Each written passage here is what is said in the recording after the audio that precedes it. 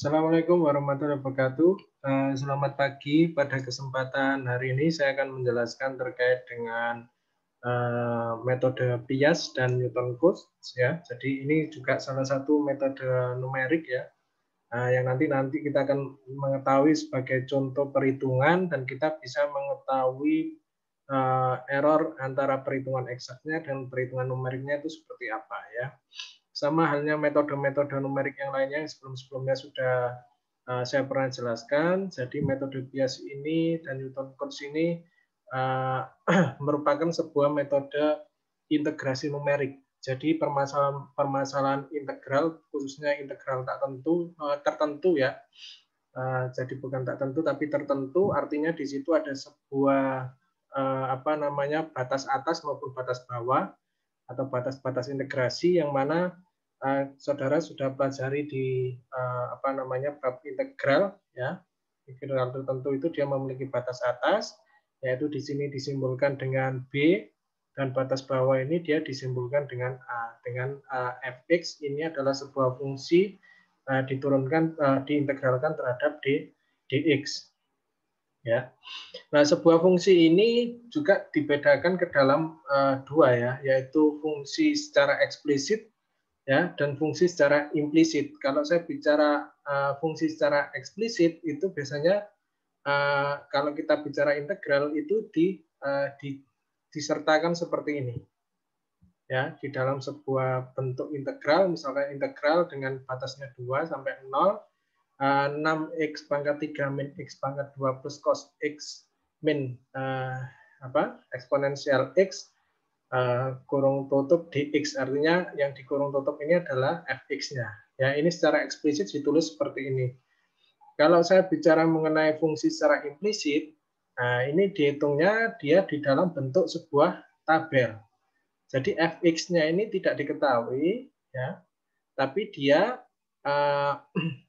nanti hasil-hasilnya itu diketahuinya dalam sebuah tabel ya. Jadi implisit itu seperti ini, kalau eksplisit dia ini dijabarkan fx-nya, kalau ini implisit dia tidak dijabarkan tapi direpresentasikan dalam sebuah nilai ya. Kalau x-nya 0, fx-nya adalah berapa gitu ya. Nah, kalau x-nya 0,25, fx-nya 7,5 ya. 0,50, fx-nya 8,0 dan seterusnya ya. Jadi ini secara implisit, fx-nya tidak diketahui. Tapi diketahuinya dalam sebuah tabel. Nah, di dalam sebuah geometri seperti yang sudah pernah saudara pelajari di integral tertentu ya, bahwa batas atas maupun batas bawah ini merepresentasikan sebuah daerah.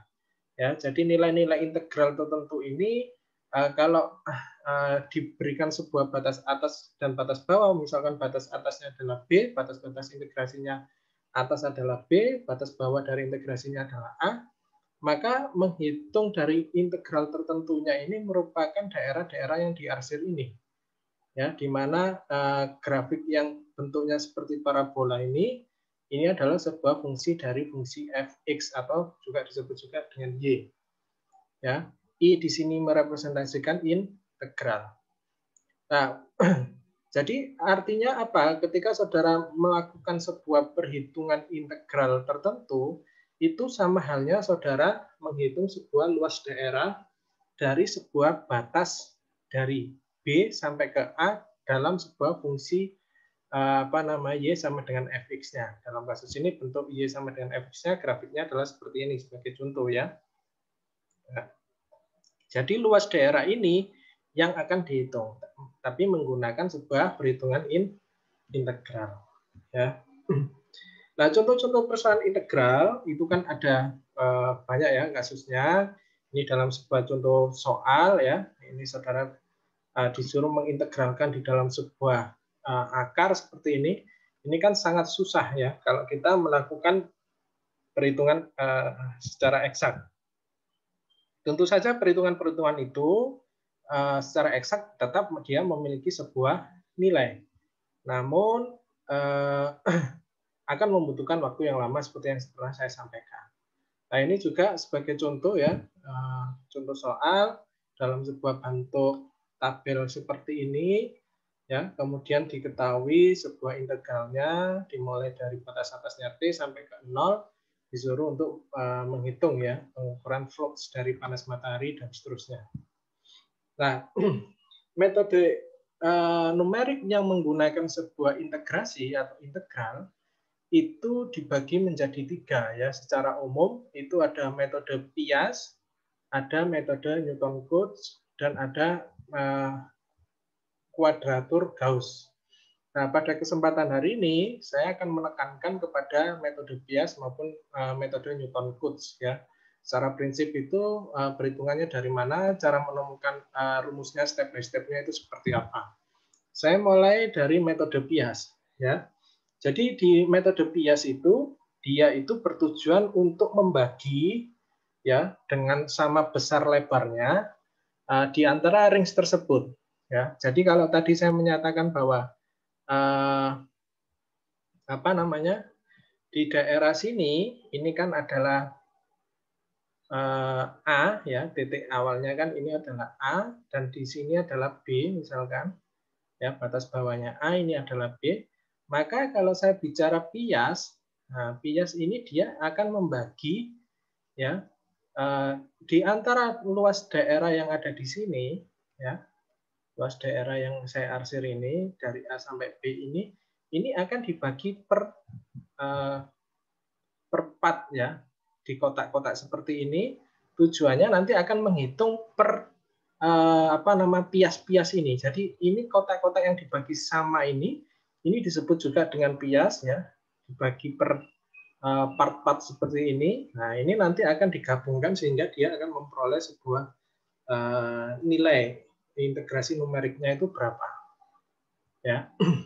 Nah di dalam metode Piast itu ada yang namanya selang integrasi sama ya. Jadi dia merupakan integral tertentu dengan selang mulai dari B sampai A.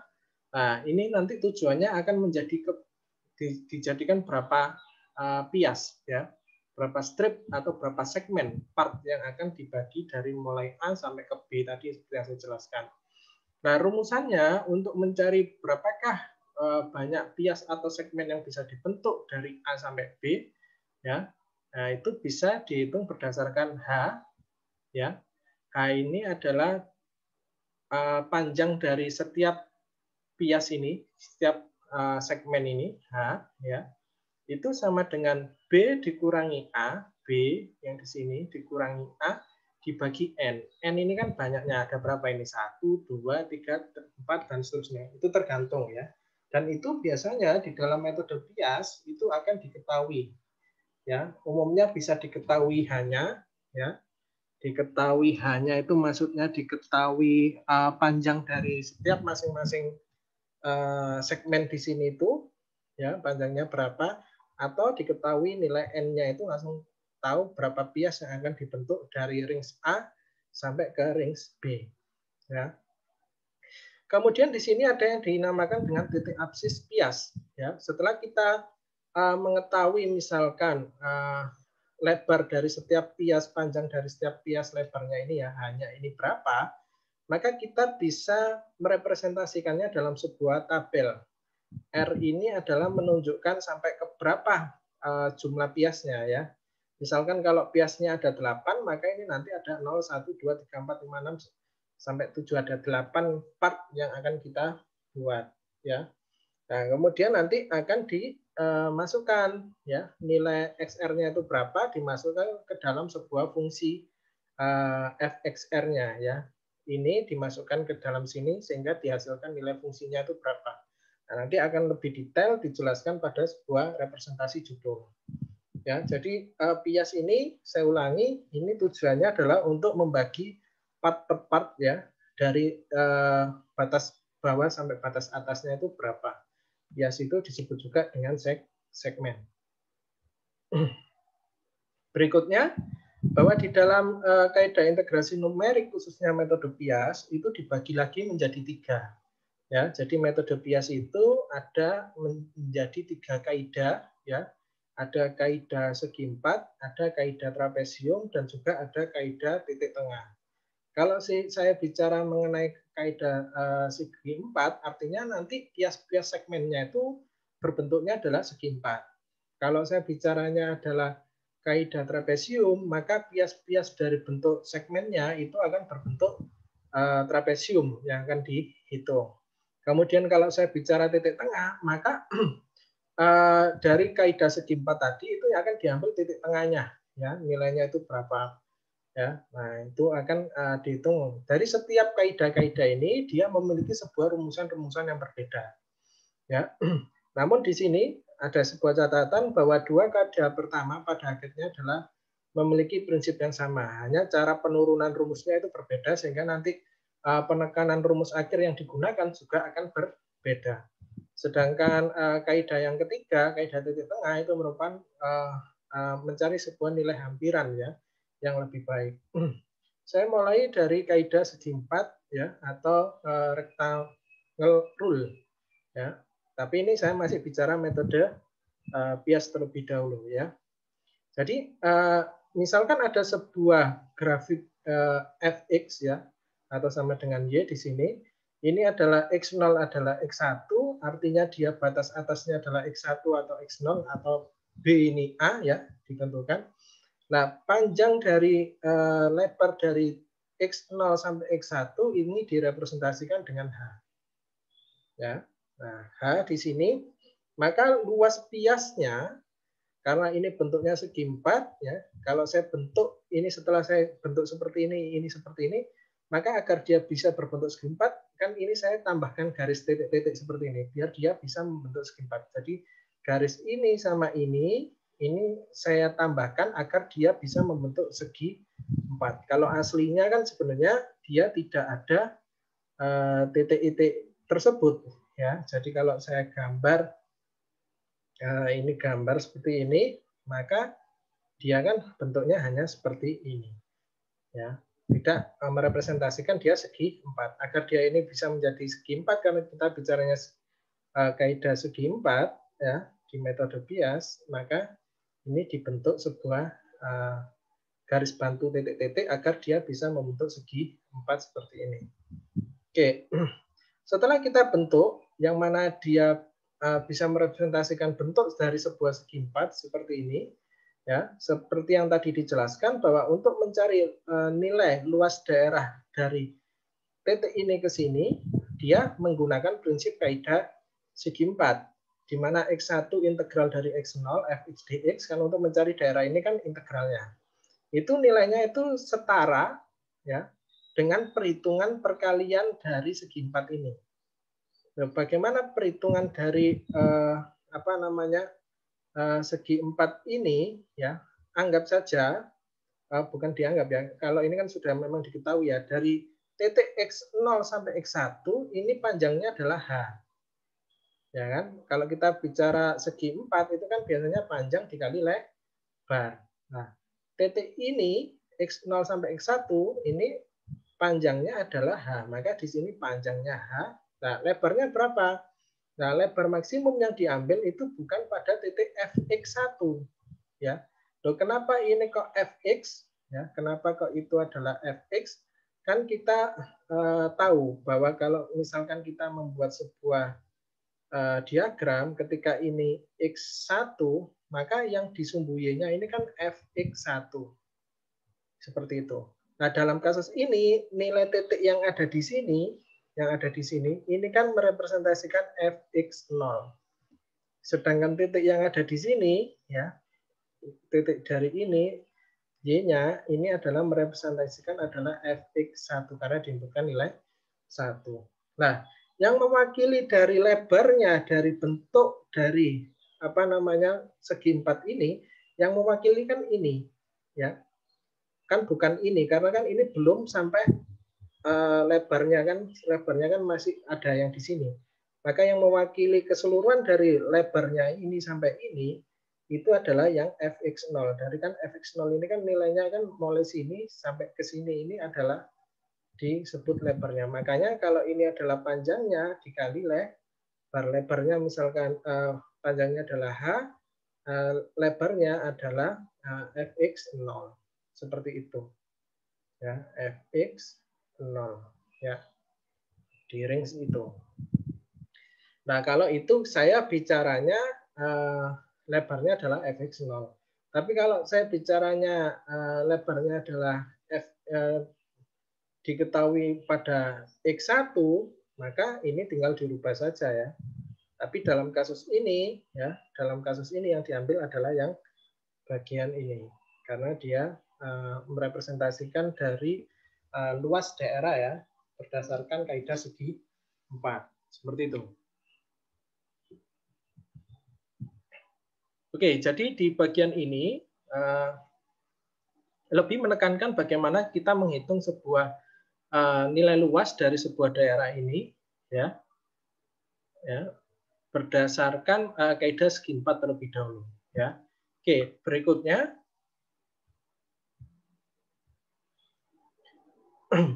Nah, tadi kan ada dua kemungkinan, ya, dengan kita mengambil sebuah tinggi atau lebarnya itu yang menggunakan fx 0, atau yang kedua kita menggunakan tinggi atau lebarnya ini adalah yang fx 1. Maka di sini kalau kita gabungkan ditambah, ya, ditambah, maka kalau ini ditambahkan menjadi, ini kan sama-sama kayak ini. Kalau ini ditambahkan menjadi 2 integral dari itu, ya.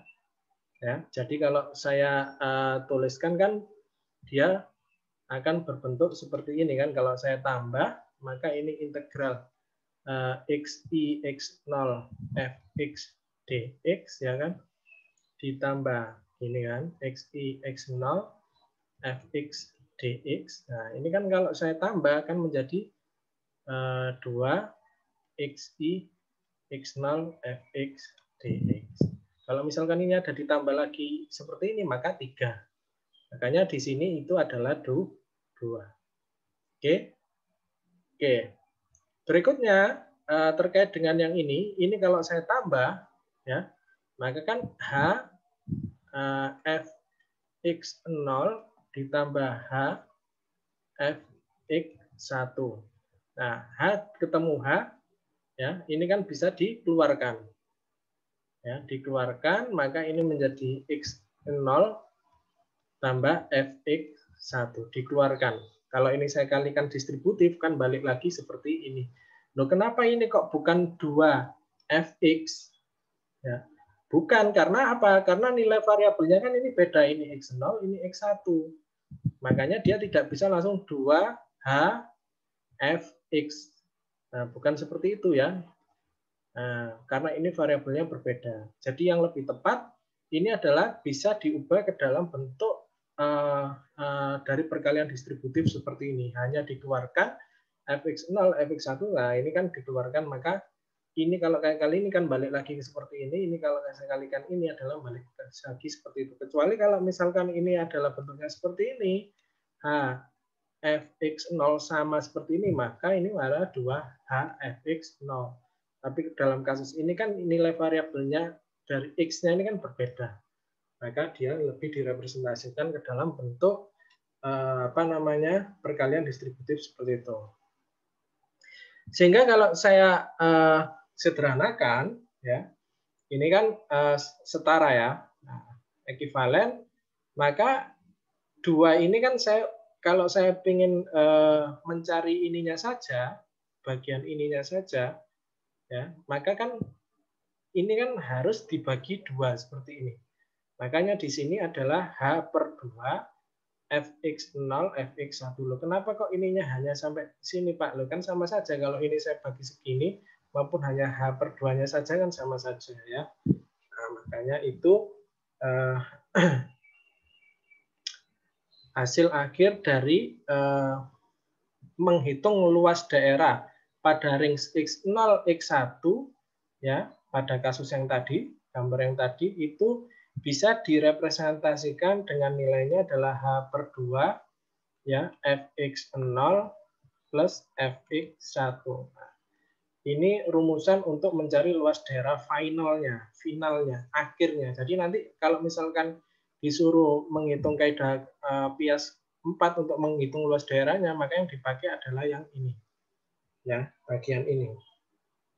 Ya, secara numerik kalau disuruh menghitung luas daerahnya. Ya. Nah, namun ya, saya lanjut lagi slide berikutnya. Namun pada sebuah kasus kesempatan, ya, kasus-kasus tertentu, ya, itu kaidah segi 4 kan tidak hanya pada X0 sampai X1, bisa sampai X2, X3, X4. Nah, kenapa kok seperti itu? Karena kan kita nanti akan merubahnya ke dalam bentuk pias-pias segmen. Nah, kalau dalam kasus ini segmennya kan hanya ada satu. Ya, cuma ini sampai ini. Bagaimana kalau misalkan segmennya itu saya bagi-bagi seperti ini. Ini saya bagi, ini kan H sendiri lagi, ini saya bagi, H sendiri lagi, H sendiri lagi, H sendiri lagi. Kan ini akan berbeda cara perhitungannya. Jadi kan nanti akan menghitung ini dulu luas daerahnya berapa, ini berapa luas daerahnya, kan nanti ditambah seperti itu ya. Nah, tapi kalau yang kasus tadi, karena segmennya atau piasnya hanya satu, maka yang digunakan untuk menghitung luas daerahnya itu adalah yang ini. Ya, kalau piasnya hanya satu seperti ini. Ya, tapi karena kita bicara pias, artinya nanti ada banyak segmen, maka kita perlu melakukan kalkulasi untuk perhitungan segmen-segmen yang lain sampai ke N. Ya, makanya di sini ada sebuah perhitungan, misalkan mencari sebuah luas daerah dari B sampai A, fx dx sama ya. Ini dari x0 ya, x0 sampai dimisalkan ini adalah sampai xn-1 ya, sampai ke berapa kanannya. Terus ada lagi di sini x1 sampai ke kanannya berikutnya sampai ke xn. Nah, kalau ini saya tambah, ini kan ditambah menjadi 2 fx dx. Nah, ini kalau saya tambah, x0-nya kan cuma hanya satu ini. Nah, ini saya tambah, ini kan x1 samanya, maka ini 2hf x1. x2, hf x2 ditambah hf x2, maka adalah 2hf x2. Ya, dan seterusnya. Ya, sampai ke hf xn terakhir di sini. Nah, kalau ini saya simpulkan, nah, dalam kaidah segi 4 gabungan ini adalah ketika nanti pias-piasnya itu akan banyak ya, maka yang digunakan itu adalah rumusan yang ini, yang akhir ini ya. Yang ini yang akan digunakan. Kalau yang tadi itu apabila piasnya hanya satu. Ya. Misalkan seperti itu. Jadi dapat disimpulkan bahwa setelah saya memperoleh sebuah nilai pias dari gabungan yang mana itu nanti adalah sebuah segmen-segmen tergantung n segmennya itu sampai ke berapa, ya kan? Tadi kan saya di awal sudah menyinggung bahwa di dalam soal itu nanti akan diketahui n segmennya itu sampai ke berapa, sampai 8 ke 4, maka ini nanti x-nya sampai x8. Ya, misalkan seperti itu ya. Maka yang digunakan rumusnya adalah yang ini. Tapi kalau segmennya satu, saya ulangi, yang digunakan adalah ini. Oke, setelah saya memperoleh sebuah rumus ini, ya, dari kaidah segi 4, maka ini saya cari sebuah rumus rekursifnya, rumus simpelnya ya, rekursif, maka diperoleh rumus rekursif finalnya itu adalah yang bagian kanan ini. Jadi ini itu nilainya itu, ini sampai ini, itu nilainya kalau saya sampai ini ya, ini rekursifnya adalah nilainya ini kalau disederhanakan. Ya, nilainya itu adalah itu. Jadi seperti yang tadi saya singgung di awal bahwa kaidah segi 4 ini kan tidak hanya dalam satu segmen, bisa sampai beberapa segmen. Maka yang digunakan adalah rumusan ini. Atau ini, sama saja ya. Akan lebih tepat kita menggunakan yang rekursif saja. Karena nanti sigmanya ini kan menyesuaikan dengan nilai n-nya itu berapa. Nilai jumlah segmennya itu berapa. Ya. Oke, itu untuk kaidah segi 4. Ya, ini saya menjelaskan terlebih dahulu asal mula rumusan dari metode bias untuk kaidah segi 4. Ya, mana ketika hanya satu segmen, ya, mana ketika saya menggunakan rumusan yang mana ketika saya ingin mencari luas daerah ketika ada beberapa segmen menggunakan kaidah segi empat menggunakan metode Pias ya. Oke, berikutnya metode Pias itu ada yang namanya kaidah trapesium ya. Kalau tadi saya bicaranya kaidah segi empat, artinya saya membentuk sebuah pola segi empat bentuk seperti persegi panjang, maka di kaidah trapesium ini ya, satu segmen ini ya, ini kan dalam kasus ini satu segmen hanya satu di sini, maka ini saya akan bentuk seperti trapesium ya. Nah, kalau saudara ingat kan trapesium itu bentuknya adalah seperti ini ya, trapesium. Atau kalau saya balik kan ini kalau saya putar ke sebelah kiri kan bentuknya adalah bisa seperti ini trapesium. Ya, nah, trapesium yang bentuknya adalah seperti ini. Nah, gitu. Nah, kalau kita ingat bahwa luas trapesium secara umum ya, itu apa? Ini kan tingginya kan ini. Ya, ini kan adalah tingginya. Maka rumusan dari luas trapesium adalah sisi atas sisi bawah ya, atas ini kan yang bawah, sisi bawah ini sisi atas ditambah ya kan, atas ditambah sisi bawah dibagi 2 dikalikan dengan tingginya. Ini tingginya. Itu rumusan dari luas trapesium yang secara umum.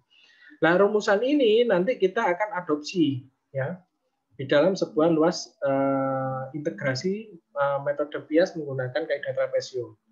Nah, yang mana direpresentasikan dengan ini ya, integral dari xi sampai ke x0 karena hanya satu Pias ya, maka fx dx itu nilainya adalah setara h. H ini kan adalah tingginya. Kalau saudara bayangkan balik ke arah kiri, di rotate ke arah kiri ya, ini kan nanti akan menjadi sebuah h ini adalah tingginya. H ya kan? T-nya ini adalah H-nya dibagi 2. Nah, jadi kan kalau dibagi kan sebenarnya prinsipnya adalah sama ya, sejajar seperti ini ya. Nah, dalam kasus ini itu kan bisa dikatakan T ya. Dalam kasus ini kan T dibagi 2 dikali ya atas ditambah bawah. Nah, bagaimana untuk menentukan nilai atas bawahnya? Lah, nilai atas itu kan yang sebelah sini. Ya, atasnya ini adalah bawahnya. Atau saudara bolak-balik kan sama saja kalau ditambah seperti itu ya. Nah, nilai atasnya itu berapa nilainya? Yaitu TT ini panjangnya adalah fx1. Sedangkan panjang dari TT ini adalah fx0. Maka atasnya adalah fx1 ya. Ini harusnya fx1 bukan fx0 ya. Nah, ditambah fx0. Nah, ini kan sudah mewakili bentuk dari luas trapesium ya. Tapi ini dalam kasus ini adalah kasus ketika dia hanya satu Pias ya, seperti itu ya gambaran umumnya. Nah, nanti kita akan mencari ketika dia banyak Pias ya. Karena kan kita tahu rings A sampai B ini kan kita bisa tidak mengetahui tergantung di dalam sebuah soalnya. Kira-kira nanti juga bisa dibentuk dalam berapa Pias dan seterusnya. Maka di sini ada yang namanya kaidah trapesium gabungan. Ya, di dalam kaidah trapesium gabungan ini kita menggabungkan dari x0 sampai x1, kemudian x1 sampai x2, x3 sampai x4, x5 sampai x4 sampai x5, x5 sampai x6 dan seterusnya ya. Tergantung nanti pias-pias yang dibaginya di sini di gambar tadi ini berapa. Setelah saya analisa menggunakan perhitungan luas trapesium pada prinsip yang tadi ya, setiap pias itu saya hitung menggunakan prinsip trapesium, maka saya gabung, maka diperolehlah nilai dari kaidah trapesium metode Pias ya. Itu nilai bentuk rekursif dari perhitungan luas daerah kaidah trapesium ini menggunakan metode Pias ini adalah ini H/2 ya, kurung buka F0 plus 2 sigma dari I sama dengan 1, mulai dari 1 sampai N-1 FI ya, FI plus FN. Ini tidak digabung dengan sigma yang ini ya. Jadi ini terpisah. Jadi nanti yang di sigma ini adalah yang satu kesatuan adalah yang ini. Ya, sedangkan ini terpisah, tidak masuk ke sigmanya FI. Berbeda kalau saya buatnya adalah seperti ini ya. 2 sigma FI plus FN. Nah, ini menjadi satu kesatuan. Karena ini terpisah, ya, tidak satu kesatuan, maka ini nanti yang berpengaruh kepada sigma ini adalah FI-nya saja ini. Plus FI berapa sampai ini FN-nya tersendiri, tidak masuk ke sigma. Nah, ini FR, XR. Ya. Nah, ini kalau kita bicara mengenai keadaan trapesium gabungan ya, dengan beberapa bias. Kalau tadi kan hanya saya representasikan dalam satu bias. Oke, berikutnya ini secara umum algoritma dari trapesium tadi, saudara bisa mempelajarinya, dipelajari. Saya skip terlebih dahulu. Saya menjelaskan yang berikutnya yaitu kaidah titik tengah. Ya, jadi kaidah titik tengah ini sama halnya dengan segi 4 tadi, ya, segi 4 tadi yang saya sampaikan bahwa ini hanya dalam satu bias. Saya tunjukkan dalam satu bias terlebih dahulu. Ini adalah X-nya adalah dimulai dari X0 sampai dia terakhir adalah XI. Ya, sampai dia X1 ya, maksud saya, bukan XI. Nah, untuk mencari titik tengah dari antara X0 sama XI, maka caranya bagaimana? Nah, caranya adalah titik tengahnya itu adalah ini adalah X0. Sedangkan yang garis yang sebelah sini, ya, kan kita ketahui bahwa titik awalnya ini kan dimulai dari X0. Makanya di sini titik tengahnya ini, yang saya mau cari kan titik ini itu nilainya itu berapa. Nah, dimulainya kan titik awalnya kan X0. Nah, saya mau mencari nilai ini sampai ini itu berapa. Caranya adalah, ini kan sudah diketahui bahwa tingginya itu adalah H. Maka untuk mengetahui titik ini sampai ini kan H/2. Ya, maka untuk mengetahui titik ini sampai ini panjangnya berapa, maka X0 ini saya tambah dengan H/2. X0 kan startnya, ditambah sampai ini, itu panjangnya berapa kan, plus H/2. Maka saya perolehlah titik tengahnya adalah ini. Ya, rumusannya. Nah, kita ketahui bahwa kaidah titik tengah itu nanti sama prinsipnya dengan kaidah segi 4 tadi, kita akan menghitung luasnya itu menggunakan panjang kali lebar. Ya. Namun dalam kasus ini, yang diambil itu adalah yang bagian titik tengahnya. Ya. Panjangnya itu yang diambil adalah panjang yang titik tengahnya. Jadi tidak menggunakan yang ini, ya, tidak menggunakan yang ini, tapi yang digunakan panjangnya segi 4-nya itu nanti yang diambil adalah yang titik tengah ini. Ya, titik tengah ini diperoleh nilainya berapa ya? F ketika X0 plus H/2. Ya kan? Benar ya? Kalau ini kan Fx1. Kalau ini adalah Fx0. Tapi karena ini titik tengah, yang saya ambil bukan ini sama ini. Tapi yang saya ambil adalah nilai titik yang di sini, titik tengahnya. Nah, ini kan sudah diketahui bahwa titik tengahnya itu adalah X0 plus H2 di sini. Maka yang bagian sini adalah Fx0 plus H2. Makanya di sini adalah ini. Panjang dari ini ke sini itu adalah ini. Fx0 plus H2. Ya. Nah, lebarnya berapa? H itu sendiri kan? Nah, kan panjang dikali lebar ya. Anggap saja ini lebarnya. Ya, ini ke sini, ini panjangnya adalah H. Misalkan seperti itu. Maka diperoleh rumusan ketika dalam satu bias dari kaidah titik tengah itu adalah seperti ini. Atau disingkatnya direpresentasikan, nilai ini itu direpresentasikan atau disimbolkan dengan X setengah seperti itu. Ya, dengan X setengah seperti itu. Kemudian selanjutnya, bentar. Kalau saya menghitungnya tidak hanya satu bias, artinya gabungan dari beberapa bias, tapi nanti saya menghitungnya adalah kaidah titik tengahnya. Maka saya bisa tunjukkan adalah seperti ini. Ini kan X setengahnya tadi ya. Jadi simbol ini ya, variabel jumlahan ini X0 plus H per 2 ini disimbolkan, direpresentasikan, diwakili dengan X setengah seperti itu. Artinya kan diambilnya di antara ini sama ini kan X setengah. Sedangkan ini sama ini diambilnya X3 per 2. Jadi kan plus 1 gitu ya. Ini sama ini 5 per 2. 5 per 2 ditambah 1 adalah ini sama ini. Titik tengahnya adalah ini X7 per 2. Dan seterusnya. Ya. Sehingga nanti kalau saya hitung menggunakan dengan beberapa bias, itu direpresentasikan nilai dari kaidah titik tengahnya ini secara rekursif itu dihitung menggunakan rumusan ini. H dengan sigma dari I dimulai dari 0, N-1, F, I plus setengah. Tergantung nanti nilainya berapa. Nah, nilai XR plus setengahnya itu dimasukkan di bagian sini ya. Nah, nanti akan ditunjukkan bagaimana cara perhitungannya ya. Secara perhitungan, secara detail maksud saya ya. Nah ini adalah contoh dari algoritma titik tengah, ini saudara bisa pelajari. Nah ini saya akan mulai dari sebuah contoh sederhana ya.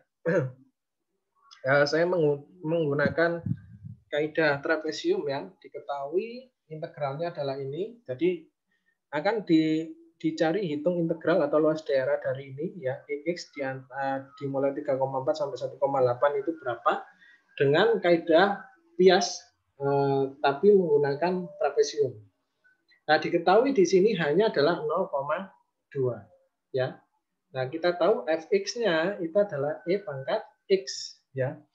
Nah, di sini kan kita tidak mengetahui berapa jumlah bias yang bisa akan dibuat dalam kasus ini. Nah, kalau saya mengacu kepada yang di awal tadi, bahwa untuk menghitung nilai H, itu kan apa?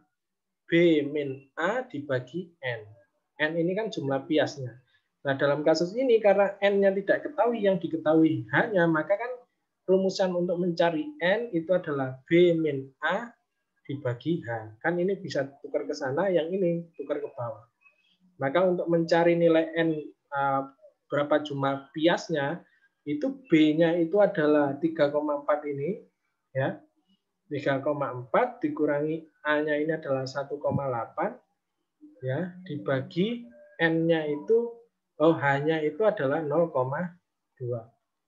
Nah, nanti diperolehlah nilainya adalah 8. Nah, 8 ini yang nanti akan dibuat sampai R-nya ya, dimulai dari 0, 1, 2, 3, 4, 5, 6, 7, 8. Ini harusnya ke bawah sini ya. 5, 6, 7, 8. Tapi dalam kasus ini ditaruh di sampingnya ya. Jadi jangan bingung. Nah, jadi nanti ada sampai 8 bias ya yang akan dibentuk. Nah, XR itu menghitungnya bagaimana? Ya. XR ini tentu saja dimulai dari batas bawahnya, yaitu 1,8 kan. XR-nya ini adalah 1,8 ya. Jadi XR itu kan rumusannya itu adalah A ditambah H-nya. Ini adalah A-nya, A yang pertama ya. Ya. Kalau kita lihat A yang pertama itu adalah 1,8. Bentar ya, ini saya kembali ke slide yang sebelumnya. Untuk mencari XR, ya, itu berdasarkan nilai A yang awalnya terlebih dahulu. Ya, ini tidak diketahui. Jadi XR yang awal ketika R-nya itu 0, maka yang diambil itu adalah nilai batas bawahnya. Ya. Nah, dalam kasus ini batas bawahnya adalah 1,8. Maka di sini 1,8, ini saya tulis 1,8. Nah, 2,0 ini dari mana? 2,0 ini diperoleh dari 1,8 ditambah kelipatan jaraknya, jarak hanya. Ya, jadi kalau misalkan saya bentuk sebuah grafik ya, ini kan misalkan 1,8 ini kan batas yang paling bawah. Nah, hanya kan diketahui 0,2, maka hanya itu kan panjang ini sampai ini 0,2. Maka berikutnya di sini adalah 1,8 tambah 0,2 itu adalah 2. Ini nanti ke sini lagi ditambah 0,2, ini adalah 2,2. Nah, kenapa ini 2,0? 2,2 ditambah 0,2 sesuai hanya. Ya. Sampai dia berhenti ke 8 karena diketahui jumlah biasnya ini adalah 8. Oke, selanjutnya di sini ya. Di selanjutnya saudara hitung nilai F-nya ketika dia XR. Artinya apa? Nilai 1,8 ini saudara masukkan ke dalam kalkulator ya.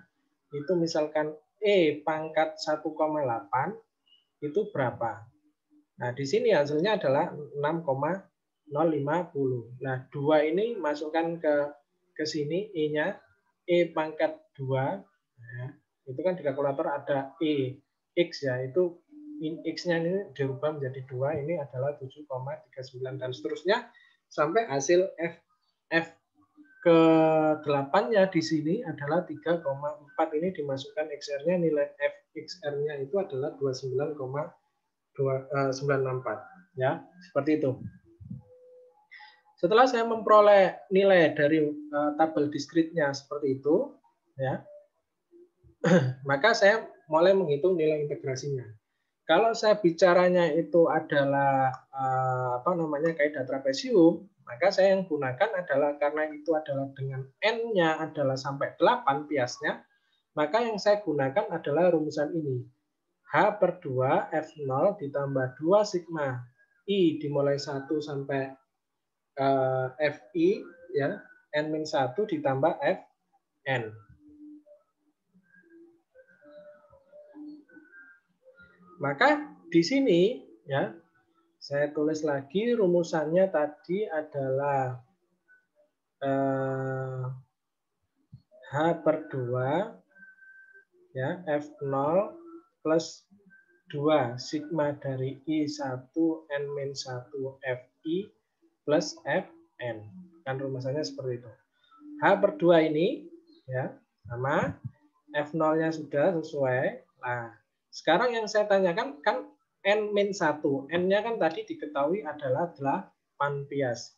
Maka 8 kurangi 1 dia hanya bergerak sampai ke 7. Ya, maka 2 F1, 2 F2, 2 F3 sampai dia 2F4 ya, tapi saya ini titik-titik sampai dia terakhir adalah 2F7. Ditambah yang terakhir adalah F8. Nah, ini kan terakhir kan dia F8 saja, nggak ada duanya. Kan dia sampai 7. Nah, ini bagaimana setelah itu? Nah, kita masukkan saja. Hanya kan tadi sudah diketahui 0,2 dibagi 2. F0 itu diperoleh dari mana? F0 itu diperoleh dari slide yang sebelumnya tadi. Ya. F0 ini diketahui berapa? F0 ini diketahui ketika ininya 0, F0 itu adalah 6,50. Maka ini 6,50. F1 itu diperoleh dari mana? F1 ketika R-nya 1 ini adalah 7,389. Maka 2 dikali 7,839, F2-nya berapa? Ketika R-nya 2 adalah 90,25, maka 2 dikali 9,625 sampai plus ya, sampai dia nanti ke F7 ya. F7-nya kan kita lihat bahwa F7-nya berapa? F7-nya adalah 24,533 ya, ditambah 2 kali 24,33 ditambah yang terakhir F8 saja, nggak pakai dikali 2. Maka F8-nya adalah 29,964. Maka diperolehlah jumlah dari ini dikali ini dibagi 2, nilainya adalah 23,994. Nah, ini adalah nilai integrasi numeriknya. Ya, ingat ini adalah nilai integrasi numerik menggunakan metode bias dengan kaidah trapesium, diperolehnya adalah 23,944. Nah, kalau saya menghitung nilai integrasi realnya menggunakan cara integral tertentu pada umumnya yang dulu saudara sudah pelajari, maka kan saya tinggal inputkan ketika Ix-nya adalah 3,4 ya di sini dikurangi sama E 1,8 di kalkulator, maka diperoleh 23,914. Ini adalah nilai eksaknya atau nilai realnya, perhitungan aslinya. Nah, kita bandingkan dengan nilai integrasinya. Kan dia memiliki nilai selisih yang sangat sedikit ya. Artinya apa? Dengan perhitungan nilai integrasi numerik yang menggunakan metode bias dan juga dengan kaidah trapesium ini, dia memiliki nilai integrasi yang hampir memiliki nilai error yang kecil dengan nilai perhitungan secara manualnya. Seperti itu ya. Nah, dalam kasus ini kan sederhana. Makanya di sini dia bisa dibutuhkan dengan nilai integrasi jadinya sehingga bisa dibandingkan selisihnya. Ya. Nah, tapi kalau nanti integralnya itu dia lebih kompleks, maka nanti dia akan menghitungnya juga akan lebih kompleks, tapi akan lebih cepat ketika kita menghitungnya menggunakan integrasi numerik. Seperti itu ya, prinsipnya adalah seperti itu.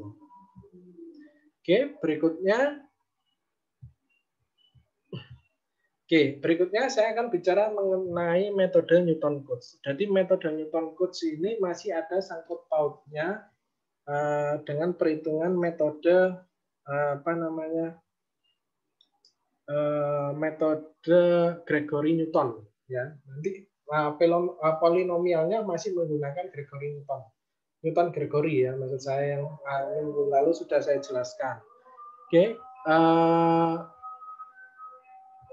Jadi secara prinsip itu sama, kita menghitung luas daerah ya, integral, masih kita bicara mengenai integral B sampai A ya dengan f dx, yaitu setara dengan sebuah integral dengan polinomial ya. Kalau saya bicara Newton-Cotes itu nanti bicaranya adalah interpolasi polinomial. Yang kita gunakan nanti adalah seperti tadi yang saya singgung adalah Newton-Gregory ya.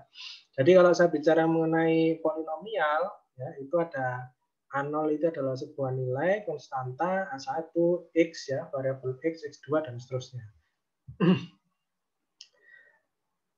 Nah, polinom interpolasi sebelum-sebelumnya juga saya sudah jelaskan, khususnya yaitu terkait dengan polinom Newton-Gregory bahwa Pn ya, ini adalah rumus rekursifnya, Pn polinomial n dari Newton-Gregory F0 plus X min X0 ya, dari delta F0 bagi 1 faktorial H plus X min X0 dikali X min X1 delta pangkat 2 F0 per 2 faktorial dan seterusnya sampai dia yang terakhir adalah delta N F0 per N faktorial H pangkat N.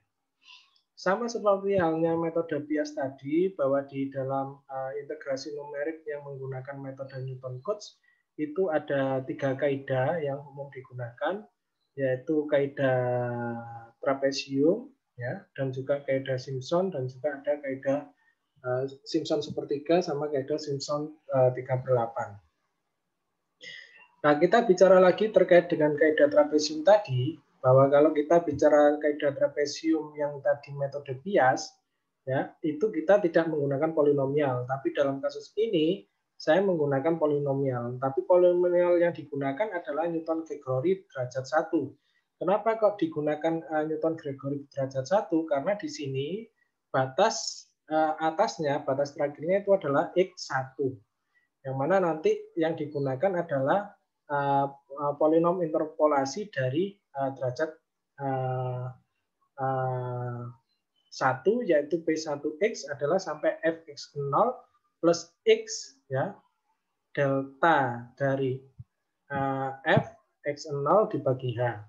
ini sebenarnya ada 1 faktorial, tapi 1 faktorial kan nilainya 1, makanya di sini tidak dicantumkan. Maka ini kalau saya singkat, maka sama dengan F0 plus X delta F0 ya, ini diwakili dengan sebuah variabel F0 dibagi H ya. Kalau saya masukkan ke dalam sebuah integrasi numerik, maka untuk mencari sebuah nilai daerah dari ini ya, ini dalam kasus ini saya masih menjelaskan ketika dia hanya 1 ya, X0 sampai X1 saja, maka ini di sini adalah ini saya inputkan nilai polinomialnya B1-nya tadi F0 sampai X delta X0 bagi H. Kan kalau sampai X1 itu yang diambil adalah yang di sini. Tapi nanti kalau dia polinomialnya adalah X2, maka yang diambil adalah sampai ke sini. Ya, itu contoh saja ya. Karena ini polinomial 1, maka sampai X delta F0 per H dx. Nah ini kalau saya turunkan terhadap H sampai 0, kenapa kok H sampai 0? Karena kan X1-nya ini sama dengan H, X0-nya ini adalah 0.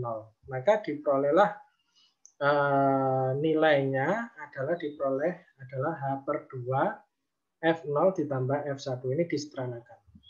Nah, delta F0 itu sendiri itu adalah merupakan sama dengan juga dengan F1 dikurangi F0. Jadi delta F0 ini adalah selisih nilai sebuah fungsi yang batas atasnya dikurangi dengan nilai dari sebuah fungsi dari batas bawahnya. Itu adalah deltanya, ya, bedanya, mencari nilai bedanya.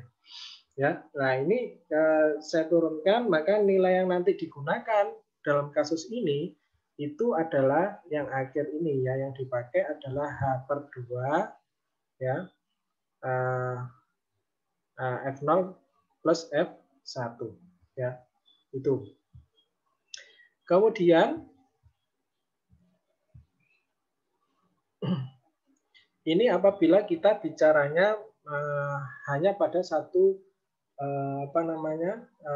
satu polinomial 1 ya, dengan polinomial 1 P1 ya. Namun dalam sebuah kasus kaidah trapesium ini kan juga akan dibagi ya dengan beberapa part ya, segmen-segmen juga ya. Jadi kan dia kan tidak sampai selangnya hanya itu keberapa, kan kita tergantung dari sebuah soal tersebut. Maka nanti kalau ini saya gabungkan misalkan X0 sampai X1, ini X1 sampai X2, ini ke X keberapa sampai keberapa dan seterusnya, maka nanti akan didapatkan sebuah rumusan umum rekursif dari kaidah trapesium menggunakan metode Newton Cotes ini. Diperolehlah nilai rekursif untuk perhitungan secara umumnya adalah ini yang digunakan ya.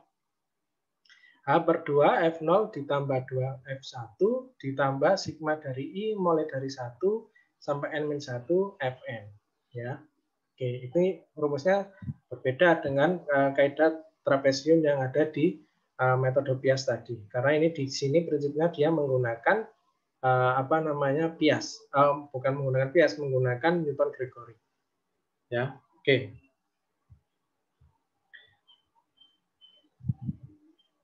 Berikutnya terkait dengan kaidah Simpson sepertiga. Jadi ini adalah hampiran nilai integrasi yang lebih baik ditingkatkan menggunakan polinom interpolasi berderajat yang lebih tinggi. Misalkan fungsi fx dihampiri dengan polinom interpolasi derajat 2 yang grafiknya berbentuk parabola.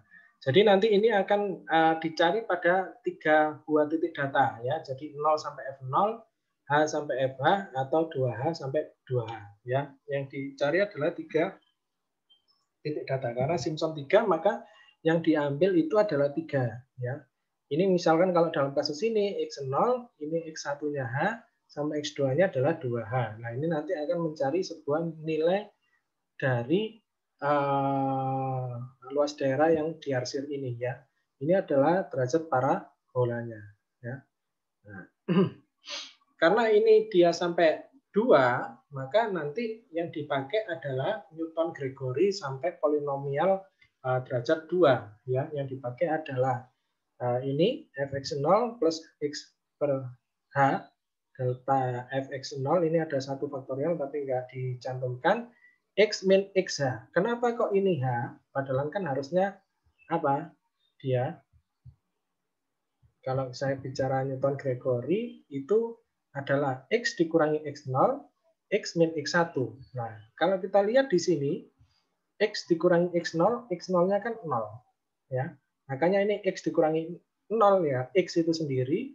Ya, X min X1, nah, X1-nya itu adalah H itu sendiri. Makanya X dikurangi H. Dibagi 2 faktorial H pangkat 2, delta pangkat 2 fx0 ya. Ini disederhanakan dengan variabel fx0-nya ini diubah ke f0 saja seperti ini ya. Nah, seperti itu, disederhanakan seperti itu. Sehingga kalau saya hitung dalam sebuah integrasi numerik dengan polinomial 2 saya turunkan dalam kasus ini, maka nanti akan diperolehlah sebuah perhitungan akhirnya adalah yang digunakan adalah ini ya. 2H F0 plus 2H delta F0 plus H per 3 delta kuadrat F0. Di mana F0 ini seperti yang tadi sebelumnya adalah F1 dikurangi F0 ya, dan seterusnya. Oke, dalam kasus ini kan di sini juga ada nah ini kan F0 ini F1 kurang F0 kalau delta pangkat 2 F0 itu artinya delta F1 dikurangi delta F0. Ingat ya, kalau deltanya pangkat 2 F0, maka delta F1 min delta F0. Jadi ini adalah F2 kurang F1, yang ini adalah F1 kurang F0, maka diperolehlah rumusan seperti ini. Nah, maka karena tadi rumusan yang akhir ini yang digunakan, maka ini yang saya ubah. Ini kan delta F0, maka ini saya ubah delta F0-nya kan F1 min F0. Sedangkan yang berikutnya ini adalah delta pangkat 2 F0, ini saya jabarkan menjadi F2 min 2F1 plus 0. Sehingga untuk kaidah Simpson, rumusan akhirnya ya itu ada diperoleh ini. Ya, untuk kaidah Simpson sepertiga. Seperti itu, ya. H per 3 F0 plus 4F1 plus F2 yang akan nanti digunakan dalam perhitungan Simpson sepertiga. Seperti itu. Oke, selanjutnya bagaimana kalau itu adalah dalam gabungan? Tadi kan kasusnya seperti yang sebelum-sebelumnya itu kan hanya sebuah representasi dalam satu rings ya. Bagaimana kalau itu nanti akan digabung ya sepertiganya, maka nanti akan diperolehlah sebuah nilai kaidah Simpson rumus rekursif dengan pola nilainya adalah rumusan seperti ini ya. Nah, ini 1, 4, 2. Jadi nanti koefisien ini pola koefisien dari rumusan Simpson itu selalu berpola 1. Ini kan 1 ya koefisiennya. 4 ya 4, ini 2 ya, tergantung nanti ini berapa lagi koefisiennya 4, 2 dan seterusnya ini. Ya, polanya nanti seperti itu. Tapi tinggal dimasukkan ke dalam rumusannya ini, nanti saudara akan memperoleh sebuah nilai integrasi numerik dari luas daerah menggunakan kaidah Simpson sepertiga. Oke, saya lanjut.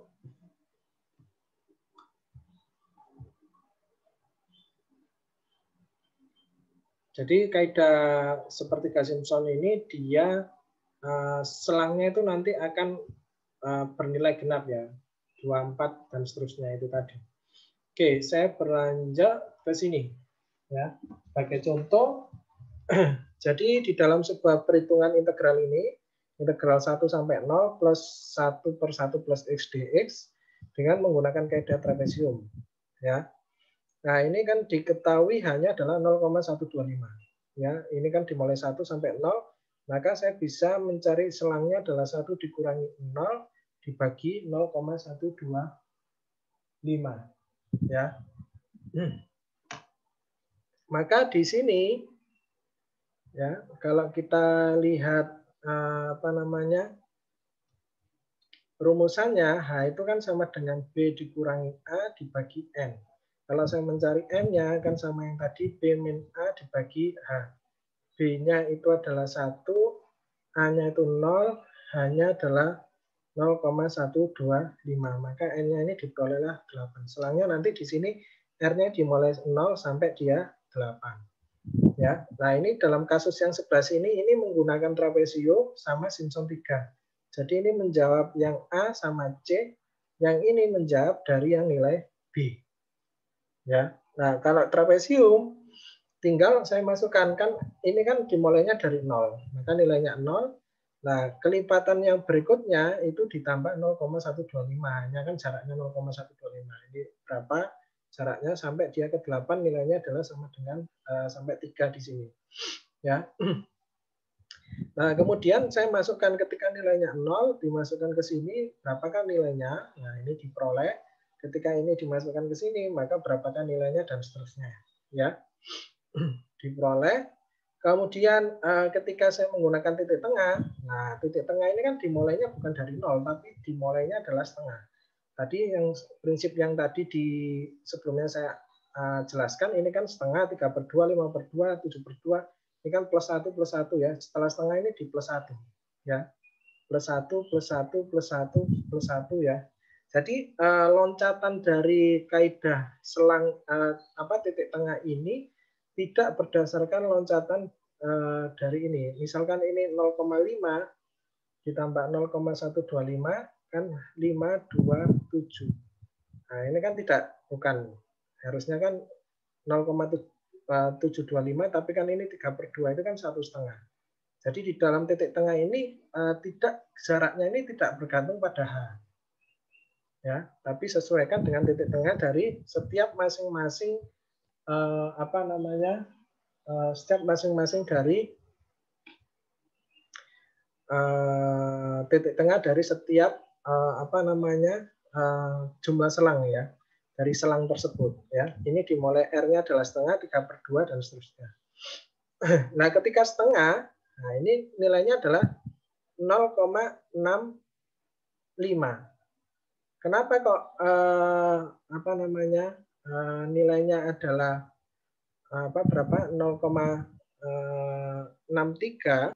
Nah, untuk menghitung XR itu sendiri di dalam titik tengah itu kalau tidak salah rumusnya adalah sebentar, ini saya tuliskan di sini bahwa XR itu kan sama dengan A ya ditambah R ditambah setengah ya dikalikan H ya, seperti itu.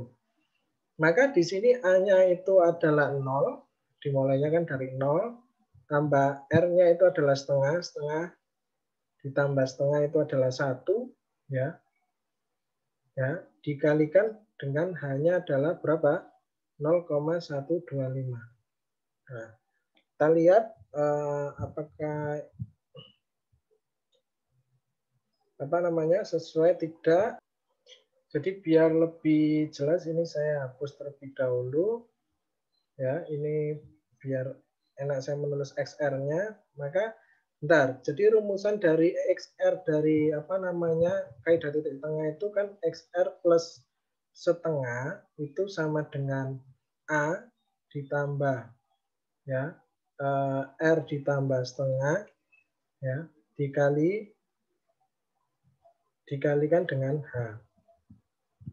Nah, ketika R-nya itu XR-nya itu adalah X setengah seperti ini, kan yang ditarik kan XR, R-nya berapa setengah. Maka kan yang ditanyakan akan X setengahnya itu berapa? Kan nilainya 0,063. Maka di sini agar dia ini bisa membentuk setengah, karena ini kan R ditambah setengah. Maka R-nya kan harus sama dengan 0 di sini. Maka di sini 0 ditambah setengah kan setengah. Ya, maka A-nya itu kan tadi diketahui dimulai dari 0 plus R-nya itu kan 0. Nah, ini kan setengah, hanya itu adalah 0,125.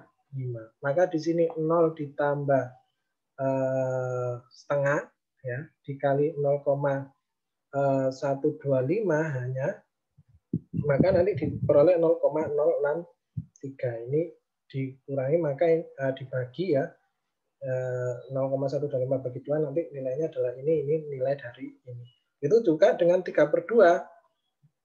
Kalau 3/2 agar dia bisa membentuk X 3/2, ini saya hapus lagi ya. Kan rumusnya adalah, saya tulis lagi, rumusnya di sini adalah XR plus setengah, itu rumusnya adalah A plus R plus setengah kali H.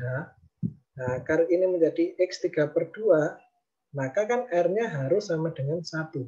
Ya, kan X1 ditambah 1 setengah itu kan sama dengan X3 per 2. Maka di sini R-nya adalah berubah nilai 1. Ya. Maka A-nya berapa? Ya, A-nya adalah 0. Ya, ditambah di sini adalah berapa namanya?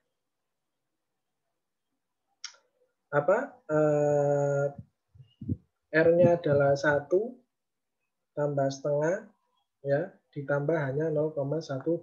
Maka nanti diperolehlah nilainya 0,188. Atau dengan cara ini adalah kelipatan dari 0,125-nya.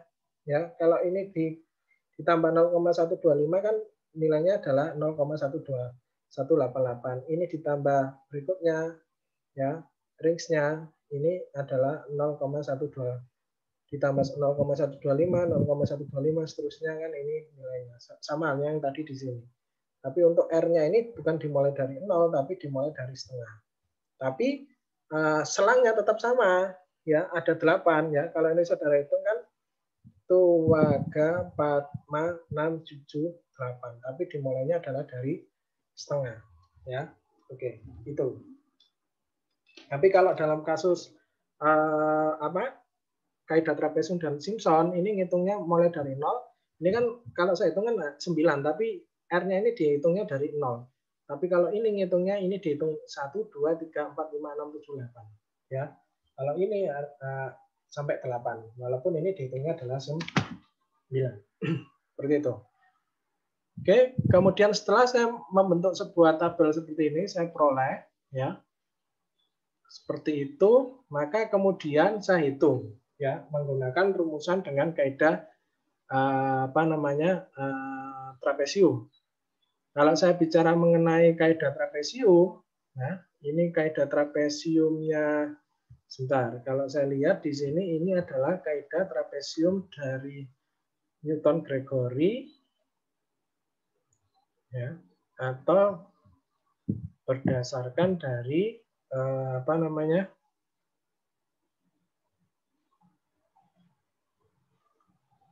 Oke, ternyata di sini di rumusan di kaidah trapesium yang di Newton Cotes ini itu ada kesalahan dari rumus rekursifnya, ya. Jadi di bagian sini ini sigma ini harusnya diletakkan di sini, ya, bukan di Fn-nya. Jadi Fn-nya itu yang terakhir, ya. Jadi secara prinsip ini untuk kaidah trapesium dari Newton Cotes itu sama rumusan dari rekursifnya dengan metode bias yang tadi di awal, ya. Nah, jadi ini salah, ini harusnya ini di sebelah sini, ya. Ini harusnya salah, ya. Jadi harusnya ini adalah H per 2 kurung buka F0 plus 2 sigma dari I sampai N-1 Fi ditambah Fn, ya. Jadi bukan Fn-nya yang disigmakan seperti itu, ya, kalau dalam kasus ini. Oke, ini saya coba langsung rubah saja. Ini harusnya dia di bagian sini, ya.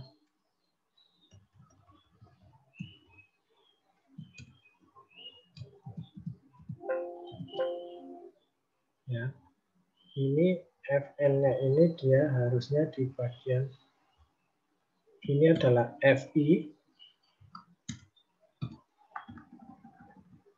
Ini 2Fi, ya. Plus seperti ini. Nah, ini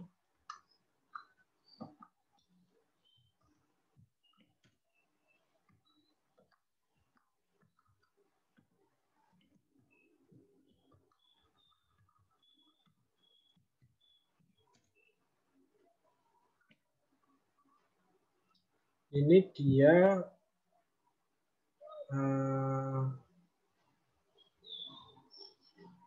harusnya bentuknya adalah seperti ini, ya. Tadi ada kesalahan ketik di dalam perhitungan kaidah Simpson untuk Newton Cotes. Jadi sama, ya, dengan dengan metode bias di kaidah trapesium secara prinsip sama.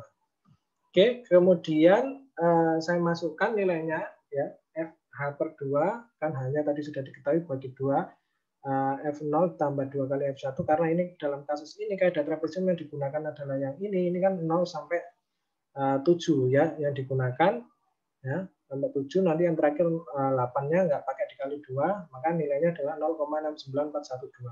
Kaidah titik tengah ya, kalau saudara lihat di rumusan kaidah titik tengah sebelumnya ya, ini kan rumusannya adalah H dari F tengah plus F3/2 plus sampai ke berapa ya, sampai dia N-nya ke berapa. N-nya itu adalah 8 kurangi setengah adalah 15/2 ya. Maka di sini dia nanti menghitungnya sampai 15/2 di sini.